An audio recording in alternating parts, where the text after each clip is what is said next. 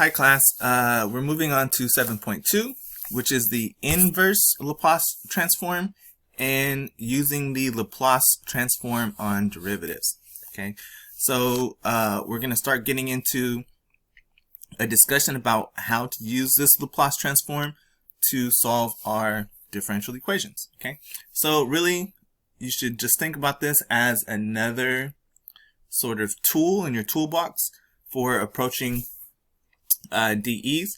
Sometimes it's easier than things like variation of parameters or undetermined coefficients. Sometimes it's just as long, but maybe the math is easier. So it's it's kind of up to you. It's just another sort of method for you to be able to use. We also get to use the Laplace to extend to more difficult sort of objects and equations for us to solve. We're not going to get into it due to time constraints, but for the physics and engineering students, I highly suggest that you look into the last 3 chapters of our textbook, which is the ZIL textbook. Those are going to be very useful for you later on, okay, in your careers. So let's get into it. Okay, we're going to talk about the inverse transform. So the inverse transform is exactly what you think it is. We're going from the algebraic side back into the differential equation side, right? Back into the derivative forms. So really what we're doing is we're going from the S world back into that world of T. Okay, so it's really just the exact inverse of the transforms that we had in the last section. Okay, so our notation is the inverse Laplace transform, right? So our input is that capitalized function in terms of the variable s, right? And of course there's an inverse transform, so we have the inverse for the Laplace sign, and that's just going to give us back our original function f of t in this case, right? So the common inverse transforms is really just us switching the notation that we had before. So if I have 1 over s, that's just a constant 1. If I'm doing the inverse transform of n factorial over s n plus 1, I'm going to get t to the power of n, where t, of course, is a integer, right? A positive integer, because you can't do factorials with fractions. It doesn't work that way. The inverse of 1 over s minus a is e to the at. This is going to be sine to kt, right? So we have this this frequency or this period shift here. For cosine, it's the same thing, but we have s on top instead of k on top, right? And then we have sinh and cosh, right? So again, this is we're really just reversing the order from the list that we had from the previous video. Okay, so these transforms are also linear transforms. So if we have an alpha and a beta that are real numbers, then we can write an inverse transform as a linear combination. Okay, and really what that means is that I can then do the inverse transform to each of these individual functions and pull out their constant. Okay, so we saw before that really just allows me to kind of distribute this transform and then pull out constants, so I can do a big equation, a big function into smaller digestible pieces, right? So here I can pull out the those constants, and we know that the inverse of a function gives me out my original function in the world of t, right? So that's a or alpha f of t, and this is going to be beta g of t, right? So that's what it means for us to be a linear transformation. We had this exact same sort of screen, but in terms of the linear transforms, again in chapter 7.2 video, right? So let's do an example. Okay. Now our method of approaching things here are a little bit different, right? So when we're doing the Laplace transform, our goal was to get our function and pull out a constant so that we had something that was easy to digest. So here we're trying to get our equation that's inside, our function that's inside, to look like one of these 7 things, right? So it's very clear here that I want to use most likely number 4, because I have an s squared plus some perfect square. They won't always be perfect squares, but in this case I try to choose one that was nice. Okay, and on top I need to have k, which is the square root of what I have squared on bottom. Okay, now this is not 7 over s squared plus 7 squared, right? But I can pull out a constant so that it looks like that, right? So if I pull out a factor of 5, right, a constant term, I can get it to look like what I need it to look like, right? A 7 on top, which is the square root of the thing that's being squared. I have addition in the middle. So this is going to be 5 times sine of, what is my k? My k is 7, so 5 times sine of 7t.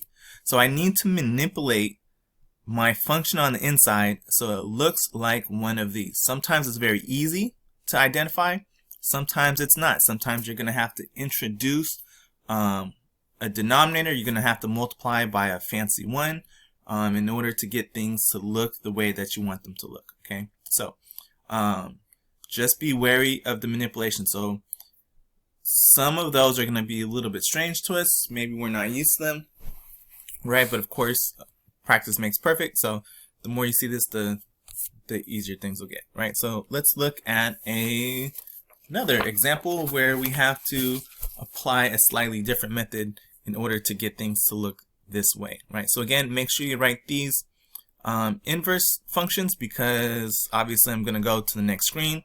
You know, I do like to come and circle back and try to point things out, but it's a lot easier if you have these written down already in your notes as you go through the video, because we're going to be using these things all over the place, right?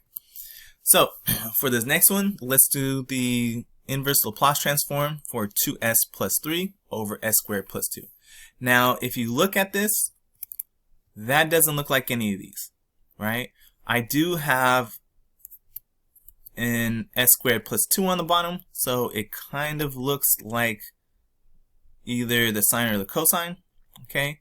The problem is that the thing that I have on top is 2s plus 3, right? So maybe it looks more like v, but the problem is that I have something plus s here, right? So we're running into some problems, okay? We already look a lot different from what I want it to look like.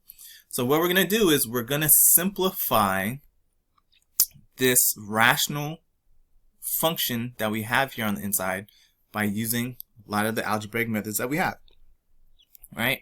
So I can take this and I can break it into pieces because I need it to resemble some of the basic ones that I have already.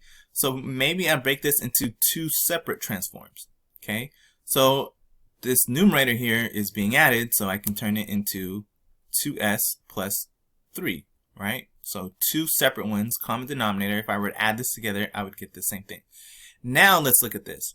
We know that the rule says that if I have an addition or subtraction of functions inside of my inverse transform, since it's a linear transform, I can distribute this across, right? So I'll just distribute this. So now I have 2 transforms that I'm working with. So I took this one and I broke it down into 2 transforms. Now I'm a little bit closer to what I want.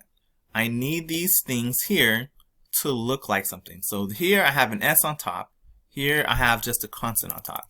So my constant sine, and here something with an s, so cosine. So it looks like I should be able to manipulate those two, one into a sine, one into a cosine, okay? Because they both have a plus on the bottom, okay?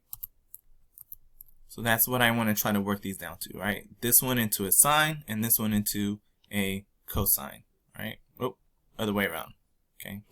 This into a cosine, this into a sine if I can. So this one, obviously, I can pull out that factor of 2, okay, and have s to s squared plus 2. Now the problem that I had here, right, similar to the last example, is that 3 is not the square root of 2. This obviously needs to be s squared plus something squared to be 2, right? So square root of 2 squared is 2. So I need to take 3 and I need to pull it out in such a way that I can have square root of 2 on top, right? Because of my rule here, right? I have k and k squared on the bottom, very similar to what I had here.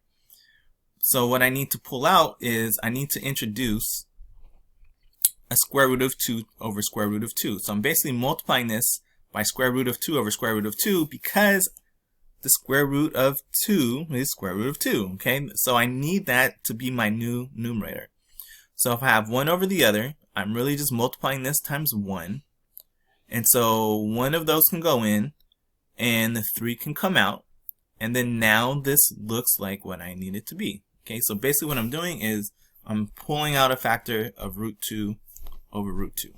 Okay, so now this is in the form that I need, and this is in the form that I need also. So this is 2 cosine t, and the multiplier here is root 2, right? Because it's s squared plus whatever is in the denominator squared, okay, k squared. So if k squared is 2, then that means that I need a square root of 2 for k, right? Same thing here. This is a sine. We can already see very easily that k is the square root of 2, right? Because that's what I needed. I needed this to be that same form. So this turns into sine of 2 root 2, sorry, t root 2, and this fraction is now my constant that I pulled out. Okay, so this inverse transform turns into this form. So again, I need to break things down in a way so that the inside function looks like one of those basic transforms. Okay, so I think the hardest one for you guys to identify will be this 3. So really all I'm doing is I'm introducing this 3, and I'm turning into this numerator into 3 root 2 over root 2. I basically just multiplied it by what I needed. Okay, and I did it in a way that it was a 1, right? So 3 root 2 over root 2, and then I'm pulling out the stuff that I don't need so that I'm left with the form that I needed. Okay, so example. Okay, let's do another one. We're going to do the inverse transform of a larger polynomial over another polynomial. Okay, here this is slightly different. Okay, I could break this down into pieces, but that's not going to help me a lot. Okay, so note that all of the inverse transforms that I had on the previous screen, they all have binomial denominators, either s minus a, or s squared plus a k squared, or s squared minus some value squared. They're all binomials, right? Here, my denominator is a 4-termed polynomial. I need to break this thing down into factors if I can, okay? So we want to split this function into digestible parts by using partial fractions. So I'm going to factor this, and then I'm going to do a partial fraction decomposition, right? So here, this actually factors very nicely. If you notice, this is a coefficient 2, coefficient 1, coefficient 2, coefficient 1. I can do factor by grouping here. Okay, I don't have to go and do my rational zeros theorem and the synthetic division. This one factors in a very standard way. Okay, so this half I can pull out s squared. This half I'll pull out a -1. Okay, now you can see you have a common binomial factor. That's a GCF. So the s squared minus 1 gets its own, and these two binomials are now a factor. This is a difference of squares, so I factor that, and this is what my denominator turns into. So I can rewrite this now. Instead of s squared plus 3s plus 5 on top with this on the bottom, I rewrite it in its factored form.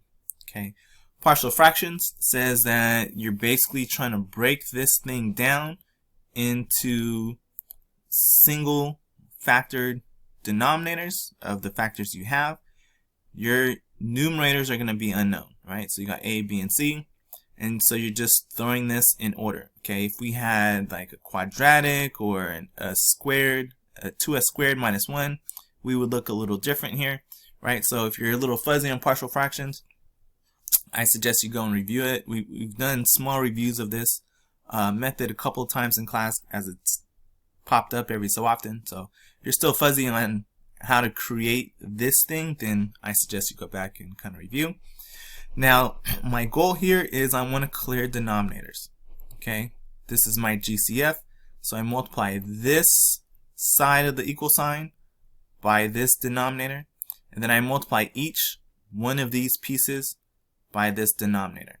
Okay, so when I do that, when I multiply this whole thing times this term, these s plus 1s are going to cancel, and I'll be left with a times s minus 1 times 2s minus 1.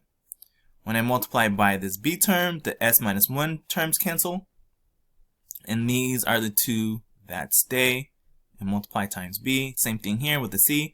When I multiply this term by this, the 2s minus 1s will cancel, and these two terms will stay to multiply times c. Okay, so for a, again, the s plus 1 cancels, and these two terms stay. For the b, the s minus 1 will cancel, and these two terms will stay. And for the c, this denominator will cancel out, but these two terms will stay. And of course, on the first part, they cancel with each other. So I'm basically multiplying the entire equation by this LCM here. Okay. So now my next step is I need to distribute this a across everything, but before I can do that, I need to write this as a single quadratic, right? This as a quadratic and this as a quadratic, so that I can distribute my terms. So coming into the next screen, that's what we're going to do here. For a, if I multiply it across, this is what I get. For b, it factors or multiplies to this term, and for c, it's a difference of squares, right? Here, they don't give me a difference of squares. All right. So next thing I want to do now is I want to distribute my a, distribute my b, distribute my c. All right. So the next screen, that's what we're going to do. We're going to distribute these a terms. Okay, we'll do it one at a time. So I got 2as squared minus 3as plus a plus 2bs squared plus bs minus b plus cs squared minus c. Okay. Now what I need to do is I need to equate this with the things that are already on the other side, right? So I'm going to equate all the s squares together. I'm going to make an equation with all of the single s's, and I'll make another equation with all of the constants. Okay. So 2a s squared plus 2b s squared plus c s squared was 1, so I don't need the s squares, right? Everything here was s squared, so if I did put them all here, I would just divide them out from both sides anyways, right? These are my s equations, minus 3a plus b, and then no c, and then these are my constants, a minus b minus c equals a constant 5. So this is the system of equations that I want to solve. Okay. So solve it however you want. For my students in linear algebra who have taken linear algebra already, if you want to do a linear algebra method, there's several of them. Go for it. It's all fine and dandy, right? But this is not a linear class, so I'm going to use the standard method. Here I have a and b. Here I have a, b, and c, a, b, and c. So I'll take these first two equations and I will get c's to cancel so that my resulting equation is in a and b only, and then I'll use that new equation with this equation to cancel out a new variable. Okay, so I'll take the first equation, the last equation, I'll add them together, right? Positive and minus c, so the c's will cancel. So now I got 3a plus b is 6 when I add these things together. Over here I have a minus 3a plus b is 3, so now I'll make a new equation where I take this equation and this one and add them together, and let's get rid of the a's if I add them. Okay, so add them together and I'll get 2b's is 9, so that gives me b is 9 halves. Okay, so very, very standard, very straightforward. Now that I know this, I can take it and plug it back in, maybe to this equation if I wanted, or either one of these equations to solve for a. So if I do that, let's say I put this as 9/2, I can clear denominators, multiply everything by 2.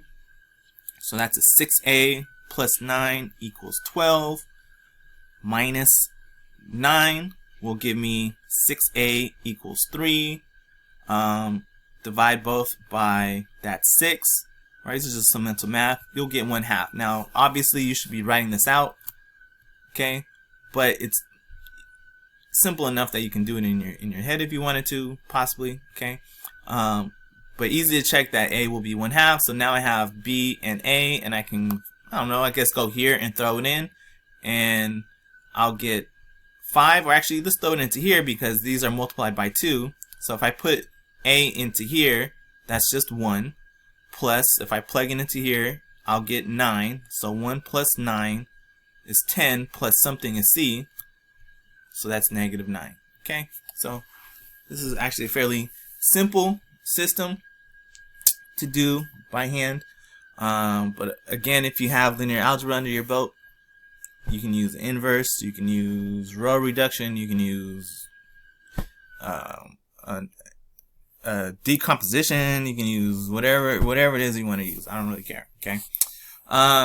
So I have my coefficients now. Okay, my constant terms that are my numerators. So I can now rewrite this as it needs to be. So a over the first denominator, the first factor, b is the second, and -9 is the last one. Okay.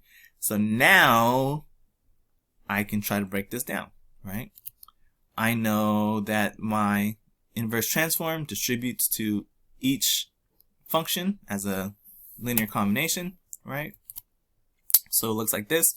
And so again, remember, I want my things inside to look like something. So the ones that it resembles the most is looking like this e to the at.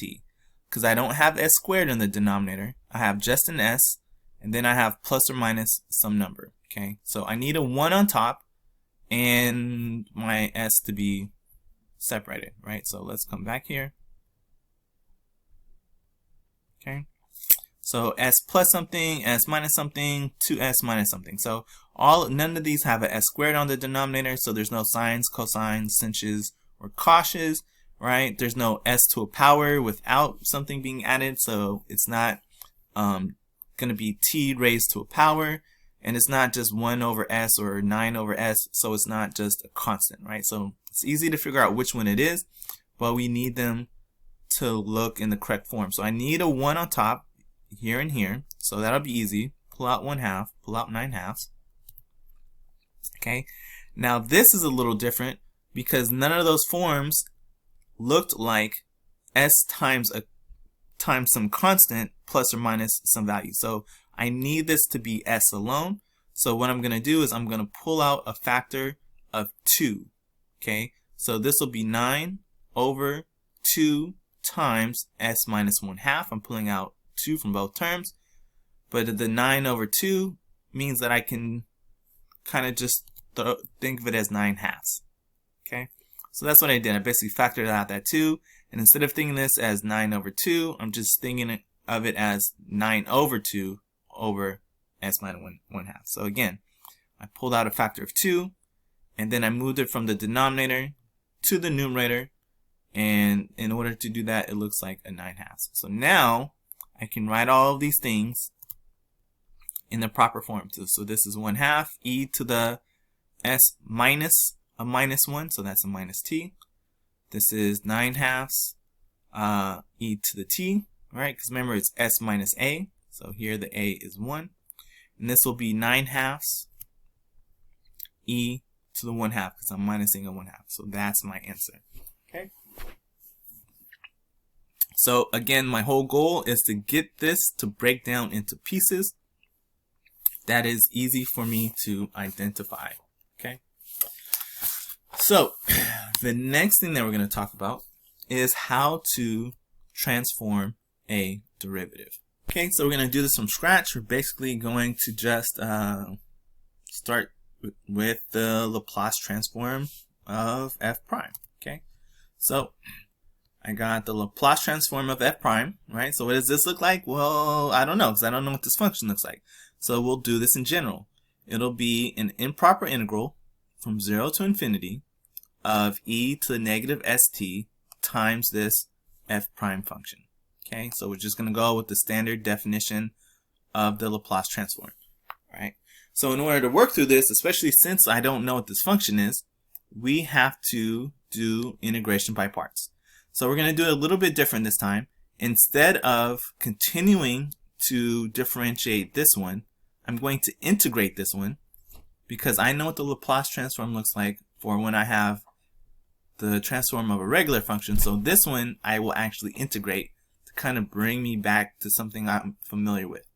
And this one is the one that I'm actually going to differentiate, right? So if we do the table method, it looks like this. This one I'm integrating, this one I'm differentiating, so the derivative is a little bit easier here. I'm changing the signs. This is never going to go to 0, but I do know what it means to have f of t here. So when I multiply this, I get a nice result out, right? So our result will be this times this function, evaluated from 0 to infinity, minus a minus, so plus the integral of these two. Okay, and remember, s is a constant here, right? It is not a variable in this case, it's a constant. So my result will be e to negative st times this function from infinity to 0, or 0 to infinity I should say, plus, because there's two minus signs, constant pulled out, e to the negative st f of t. Right, now this should be familiar to you guys, right? This looks like something that we're familiar with, okay? But let's look at this here first. So we start with the infinity, okay? So remember, this is going to go to 0 faster than this function unless it's another exponential. Remember, exponentials actually, they're the fastest growing or decreasing functions. We don't have any other functions that grow faster or decrease faster than those. So this is going to start at 0 minus basically 1 times f of t, right? Evaluated at 0, okay? Plus s times, this is just the definition of the Laplace transform of f of t, okay? So I got negative f evaluated at 0 plus s times the the Laplace transform, of f of t. Okay, so now if f of t is something I'm familiar with, this is going to be very, very useful because then I don't have to go and do this whole integral from scratch, right? So the Laplace transform of f prime of t is negative f of 0 plus s times the transform of f of t, right? The integral of this thing. So the Laplace transform of the second derivative of f, okay, we're going to start off the same way. We build it from scratch. We do the same thing we did over here, okay. Oops.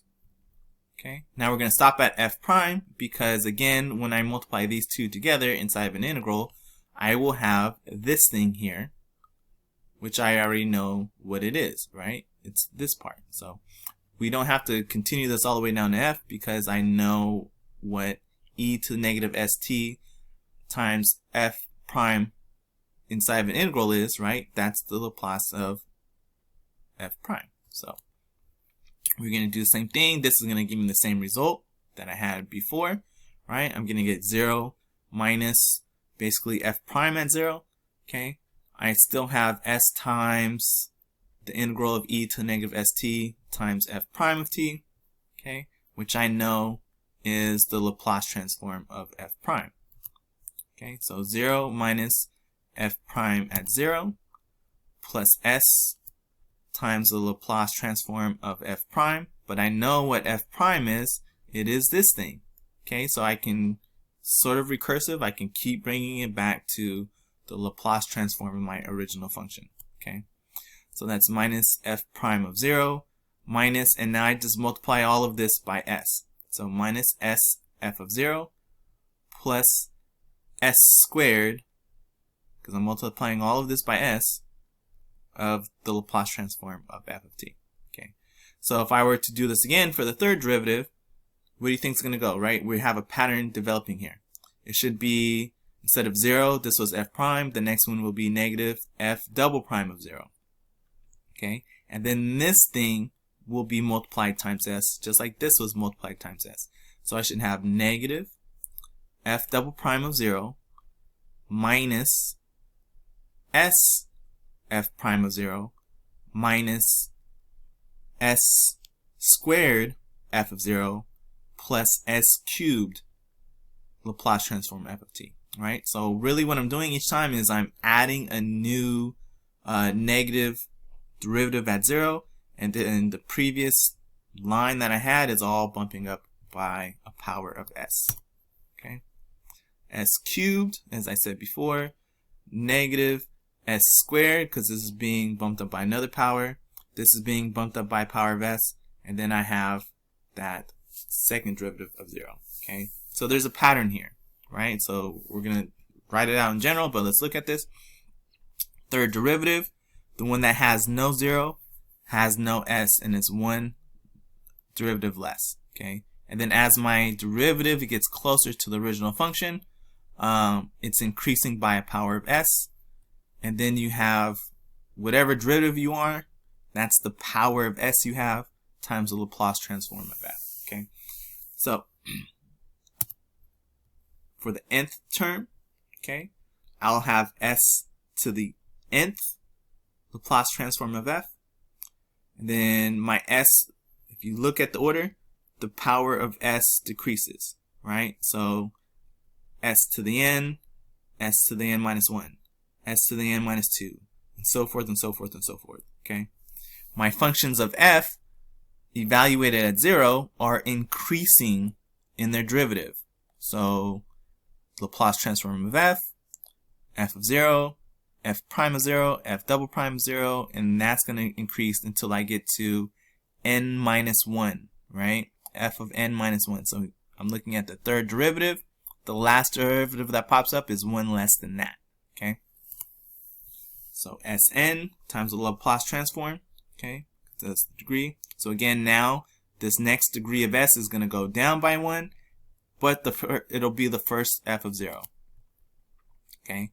The next term, the power of s goes down 1 more, and then it's the first derivative of 0. So derivatives of 0 are going up, and the powers of s are going down, okay? Continue this way until I get down to s basically disappearing, right?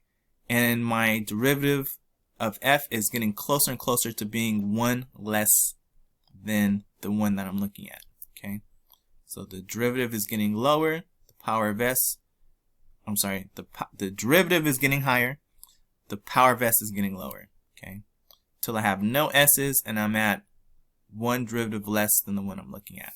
And that's the way that this works, okay? I actually like this definition better. It's easier to see. But the next definition, the one that our book is using, we're not talking about in terms of transforms, but we're talking about in terms of capital F of s, which is the same thing as our transform, okay?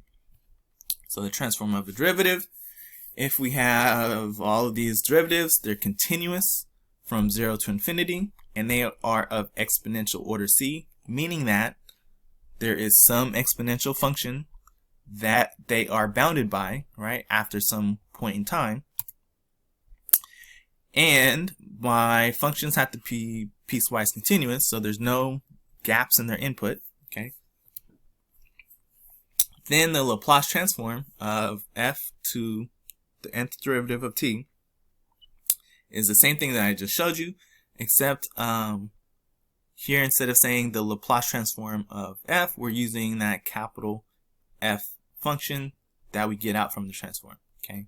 So capital F of s is the Laplace transform here. So everything else is the same, however, right? So now that we know how to transform derivatives, okay, we can start talking about how do I solve differential equations. All right, so solving linear ODEs. So the Laplace transform of derivatives makes the transform ideal for solving constant coefficient IVPs, right? And that should be obvious because look, everything here has an order up to 1 less than n, right? Evaluated at 0. Okay, so the Laplace transform is good because our initial conditions, if they're centered at 0, we really just have to plug those things in into our equation. Okay, so you'll see what I mean when we go through an example. So let's go through the steps. The steps are actually pretty simple. You basically transform your equation with the Laplace. You solve that equation, and then you transform it back. That's really it. Okay. So we're going to transform the d with the Laplace transform. We're going to solve for this y of s. Okay. Remember, y of s, when I transform back, is actually the solution to my equation. Okay. So that's what happens. We're going to turn this into an algebra equation instead of a calculus equation. Right. So we solve for y of s, and then we do the inverse transform back, and that inverse transform will be my solution y of t. And what we don't have to do is apply our initial conditions, because our initial conditions are applied when we are solving and doing this transform. Okay, so it's really only a 3-step process. Again, sometimes this process can be very, very long and very algebra heavy because we're turning it into an algebra problem. Sometimes it is very, very short. Okay, so you know me, I chose a long problem, but there are some problems that are exponentially shorter than their undetermined coefficients counterpart. Okay, so this solves our entire problem, right? So again, I chose a long problem, and it's really only a long problem because in this case, it ends up being a partial fractions problem, right? So if it's not a partial fractions problem, it goes very, very, very, very quickly. Okay, so let's go ahead and get started with an example. So we have this DE with these initial conditions. Okay, we're going to solve with the Laplace transform. So previously, if you were to solve this, you would find your general equation. You would find your particular equation either through undetermined coefficients, which had 2 methods, either the annihilator method or the superposition approach, or you would solve this using variation of parameters. Okay, which is great. That we're not knocking it. Again, sometimes those are faster than this method. Sometimes this method is faster. Okay, so like I said at the beginning, this is just another tool in your toolbox for you to use. Okay, right. So we're gonna Laplace transform this entire equation. So we know how that works. We can really just distribute this to each piece and pull out its constants. So we don't have to write a whole bunch of extra crap. We'll just kind of get started right to it, right? So transform this, transform this, transform this, transform that, right? So I'm pulling out the constants, and I'm just going to transform each of these functions independently. So I'm going to write this transform, I'll write this transform, this one, and this one. Be wary of this equal sign. Keep it where it's supposed to go. It doesn't just disappear or anything like that, right? So the derivative of the second, the transform of the second derivative, your s is squared. You have your capital Y function from this transform, right? Then your s decreases in power, and your Y function evaluated at 0 increases in derivatives. Okay. Same thing for here. We're going to have the same equation, but we're going to multiply all of it by -4. So I will have my y of s. The power of s is the same as the order of the derivative times -4. Remember, this would be a -4y0, but I'm multiplying it by negative, so it turns into a +4. Okay. Then I have my equal sign, and these things are really just straightforward, right? So we spent a lot of time working on these. It's the derivatives that are new to us. So this is 1 over s minus 3, multiply that by 6, minus, this is 1 over s minus a minus 1, so s plus 1, and then a minus 3 gets included, okay? Now, from our initial conditions, I know what y of 0 is, and I know what y prime of 0 is, okay? In this case, both of those are 1. Y of 0 is 1, y prime of 0 is 1. So, I'll just throw in 1 everywhere. So this stays the same, okay? I move this over, so I'm starting to group my like terms, okay? Negative s times 1 is negative s. This is a negative 1, okay? And then I have 4 times 1 as well, and then my other side. So now I can, my goal, again, remember, sorry for going back and forth all the time, but my goal is to isolate y of s. I need y of s alone, everything on the other side. Okay. And then after I find y of s, I will transform with the inverse transform, and that solution will be my solution to the DE. Okay. So I add s. This is this is positive 3, so I move it over and have minus 3. These things factor, s squared minus 4s, okay? So what I'm going to do is I'm going to divide this entire equation now times this. So if you notice, this is really s times s minus 4. So when I divide this, and I divide this, and this, and this, and this, s times s minus 4 just turns into another factor on the denominator everywhere, okay? If I divide this by s, it'll be on the denominator. The s minus 4 is also on the denominator. Same here. Okay. So I just include an s and an s minus 4 basically on every denominator. Okay. Very, very straightforward. So what I want to do now is I would like to combine these things to have a single denominator. Okay. So I need to, because as it stands right now, not everything has a single binomial denominator, a single term. So if I try to inverse transform everything right now, it's not going to work, right? Remember, my transforms give me things like this, a number over a single binomial, okay? I don't have that case here for any of these. So let's go ahead and combine these things together, okay? So the only thing missing from this denominator is s plus 1. This is missing s minus 3. And both of these are missing s plus 1 and s minus 3. If you notice, these have the same denominator. I could combine this into 1, but that's actually going to harm me in my next calculations. So I'm just going to keep these things separate. I'm not going to combine these with their common denominator. So again, it's all algebra now, right? So hopefully your guys' algebra is good. I know that that's kind of been tripping a lot of you guys up, is all of the algebra that's been popping up, but your rational functions ability is going to help you a lot here, okay? Or fractions, basically. So I multiply everything, top and bottom, by whatever's missing, so I have a common denominator, okay? Now that I have a common denominator, I need to combine all of these things out, right? So I need to multiply this out, multiply this, I need to multiply out this, and I need to multiply out this. That's why it's a little bit easier if I keep it like this than if I were to have s minus 3, because then I'd have to expand a 3-term polynomial out, but here, each of these is just, they're a little bit easier to expand in this way, right? So when I multiply it all out, I get the following, right? So 6s plus a 6 minus a 3s plus a 9. This is going to give me s squared minus 2s minus 3.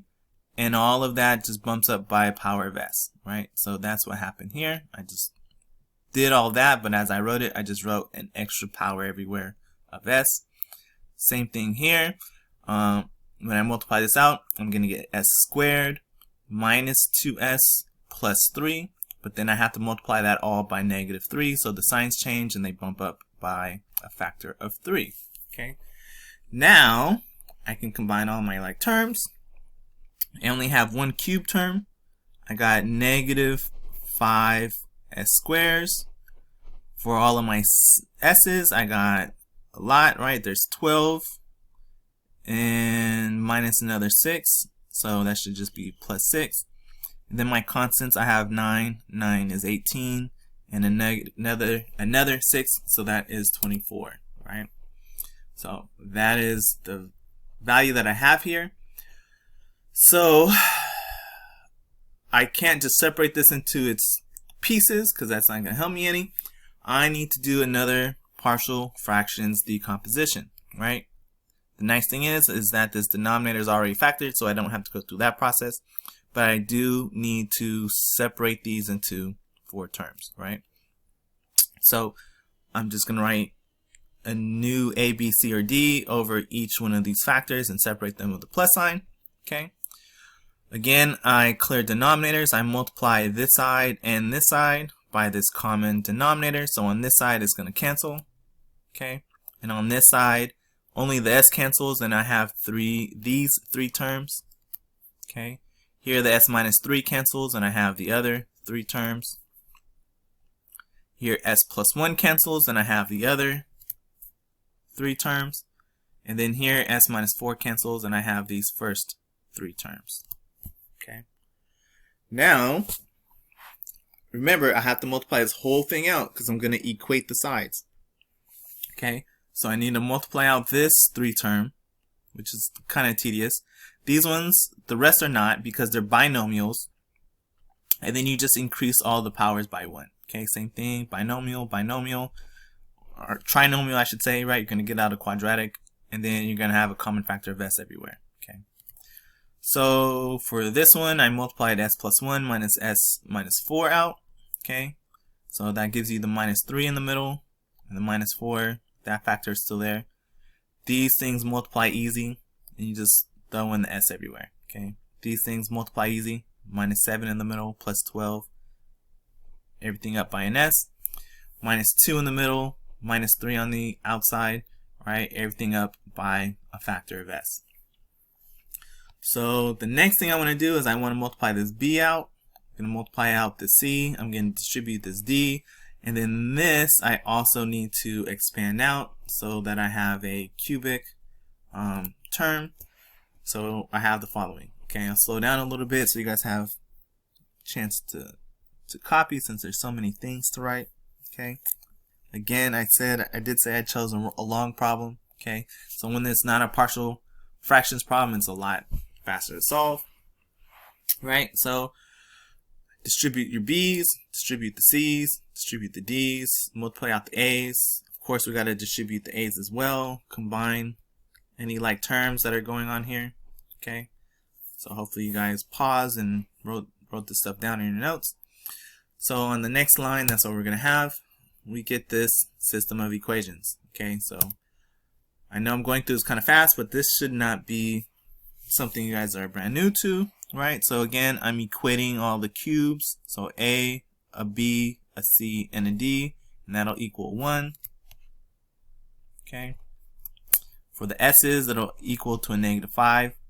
So here I have minus 6 of them. Here I have minus 3b, minus 7c, minus 2d, right? Minus 6, minus 3, minus 7, minus 2 will be a minus 5.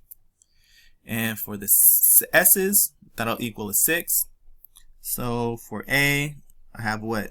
5 A's, minus 4 B's, 12 C's, minus 3D. Okay, and for the constants, oops, the only one that has a constant term is the A. Okay, that's the only one that didn't multiply by power of S. So I have 12A will be 24. Everything else has no constant. Okay, so that's nice because then that tells me right away that A is equal to 2. And so when I plug in A equals 2 everywhere, the A's go away. I get a new constant, right? So if this is 2, I'll have B plus C plus D equals minus 1, right? Here I have a negative 12 when I plug in 2. So when I add 12 everywhere, I'll have a 7 here instead. Okay? Same thing here. This is 2, this is 10. So when I plug in here and I move it to the other side, this will be -4. So now all the a's are gone. They've moved over with the constants, and I have this system. Okay. Now, obviously, this is getting kind of long, so I just went ahead and solved it, right? Use whatever method that you have. Again, linear algebra, by hand, it doesn't matter. Okay. But you should have A is 2, B is -2, C is -3/5, and D is 8/5. Okay. So you should work this out on your own and verify that this is what you get. So my decomposition looks like this. Okay, y of t is L inverse of 2 over s minus 2 over s minus 3 minus 3/5 s plus 1 plus 8/5 s minus 4. So again, these were the denominators I had here: s minus 3, s plus 1, s minus 4, a, b, c, d. Right. So I'm taking the inverse of this long ass equation that I had here, right? Or I guess you could say this thing, and I've decomposed it through partial fractions. Okay, so now I can distribute this L inverse to each term. So now I have 2 times inverse transform 1 over s minus 2 times inverse transform 1 over s minus 3. Here I need this to match up with the 4, right? So so for this one I pulled out the 3/5. So this one I just pulled out the full 8/5 as well. Okay, because all of these are exponential except for this one, which is a constant. This is a +1, so it's minus a -1, right? So that a value is actually -1. So my answer is this. This is the solution to my DE. Okay, so again, I don't have to apply initial conditions because the initial conditions were applied in me doing this Laplace transform in the first place, right? So that's it. Okay, so again, this was a longer problem than you probably have for like 90% of your problems. Most of your problems will be much shorter than this. Of course, I try to show you guys things that require more work so that you have something to help guide you through the harder problems. Okay. So here is your problem, and here is your classwork, right? So solve this DE. Okay, t minus 3 sine of 2t is your forcing function, and then these are your initial conditions. Make sure you use the Laplace transform, and again, show all work for full credit. Thank you.